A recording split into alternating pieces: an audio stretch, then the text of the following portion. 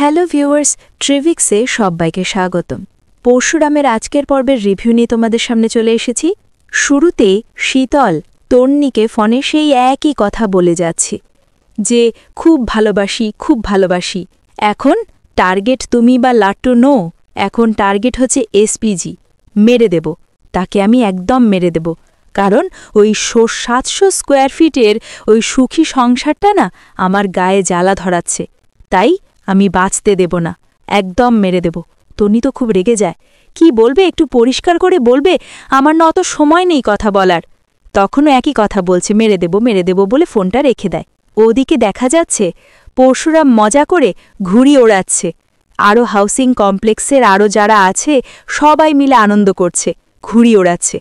কিছুক্ষণের মধ্যে কর্ণ চ্যাটার্জি ওখানে আসে।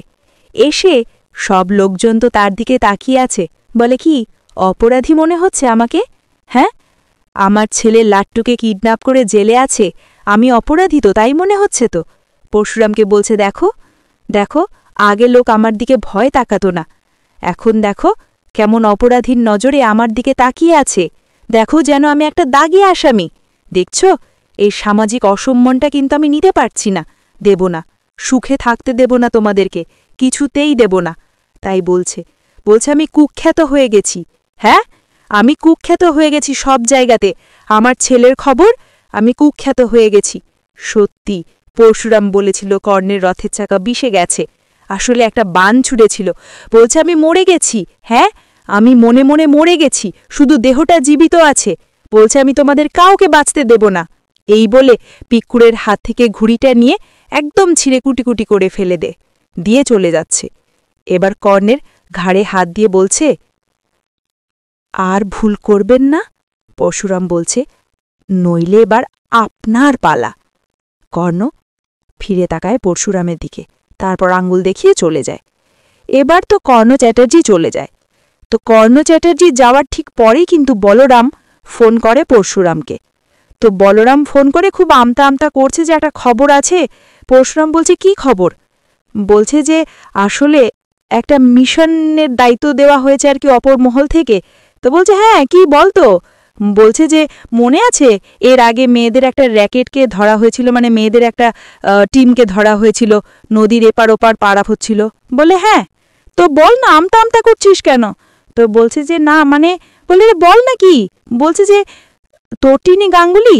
তো এটা শুনে তো যেন মানে পরশুরামের মাথায় বাজ পড়ার মতো অবস্থা। পরশুরাম একদম স্পিচলেস, একদম চুপচাপ, কোনো কিচ্ছু বলছে না। বললে তো আসবি, তো অফিসে বলেছে যে না রে আজকে যাব না, কালকে যাব। আসলে আমি আমার ফ্যামিলিকে খুব ভালোবাসি, বুঝতে পারছিস তো। বলরাম বুঝতে পেরেছে যে খুব দুঃখ পেয়েছে পরশুরাম।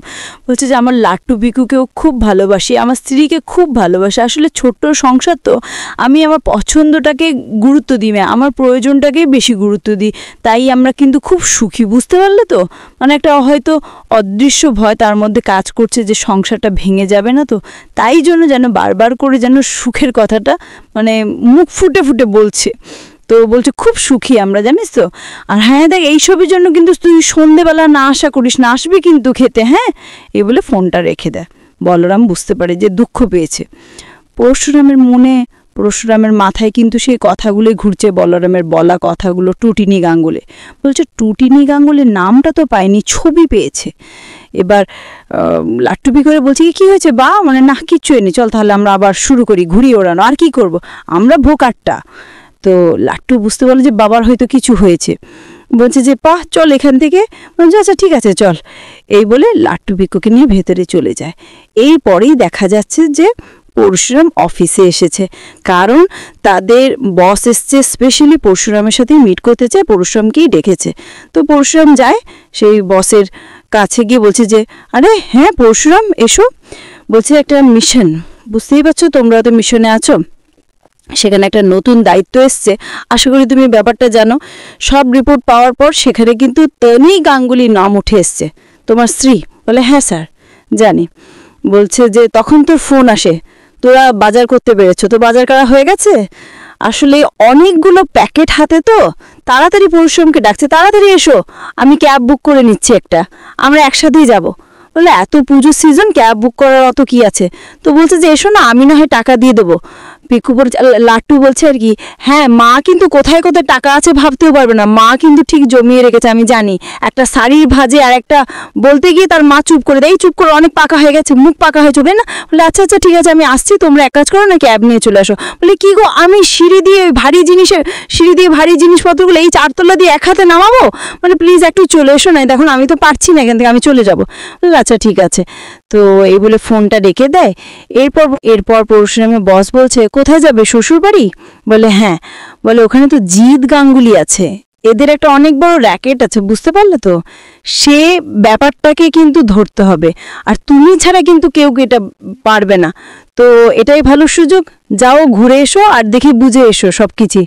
পরশুরামকে বলছে, পুজোর আগেই পরশুরামকে রিপোর্ট করতে বলছে যে এই শহরের ভিড়ে, এমনকি দেশেও কোথায় কোথায় মেয়েরা লুকিয়ে আছে সেই রিপোর্টটা কিন্তু চাই, বুঝতে পারছো তো?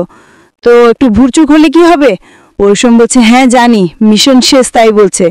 এরপর পরশুরাম চলে যাচ্ছে, তখন বলছে যে পরশুরাম আমাদের মিশনে কিন্তু যাতে কোনো স্ত্রী সন্তান এই সমস্ত পার্সোনাল মানে রিলেশন না আসে। পরশুরাম বলছে আসবে না স্যার, আসবে না। বেরোনোর আগে পরশুরামকে তার বস আবারও বলছে, আমার মনে হচ্ছে কে ছকুর থেকে উঠে না বেরিয়ে আসে। মানে বলছে যে দেখো আরও কত কি বেরিয়ে আসে, তো মনে হচ্ছে আমার একটা লিঙ্ক আছে সব কিছুর মধ্যে, তো তুমি পারবে এটা বের করতে? তো দেখো। বলে ঠিক আছে, ইয়ে স্যার। এই বলে কিন্তু বাইরে বেরিয়ে যায়, আর বাইরে বলরামরা বাগের থেকেই আছে। শুনবি কি বললেন স্যার? পরশুরাম বাইরে বেরিয়ে আসতেই বলরামরা সব শুনছে। বলছে কি পারবি? মায়াও বলছে আসলে এখানে তো বসের স্ত্রী আছে। তখন বলরাম বলছে শুধু স্ত্রী নয় মায়া, এখানে একটা এনজিও আছে, একটা স্কুল আছে, একটা খুন আছে, একটা মেয়ে খুন হয়েছিল, তারপরেই র্যাকেটটা হয়, রেডটা হয় আর কি।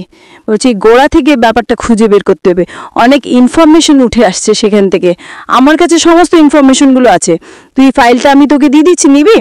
পরশুরাম বলছে ফাইলটা আমি আমার সঙ্গে করে নিয়ে যাব না, ফাইলটা আমি এখানেই পড়বো, সমস্ত ইনফরমেশনগুলো এখানেই পড়বো, এখানেই দেখবো, তারপর যা করার করব, তাই বলছে। তো এই কথা বলতে বলতে কিন্তু টুটিনি ফোন করেছে আবার। তো পরশুরাম ফোনটা তোলে, বলে হ্যাঁ কি হয়েছে? বলে তুমি কোথায়, বেরোনি এখনো? বলে আমি আসলে মিটিংয়েই আছি। বলে তোমার মিটিং আর শেষ হয় না, আমি 4 তলা থেকে একা একা প্যাকেটগুলো কি করে নামাই বলো তো?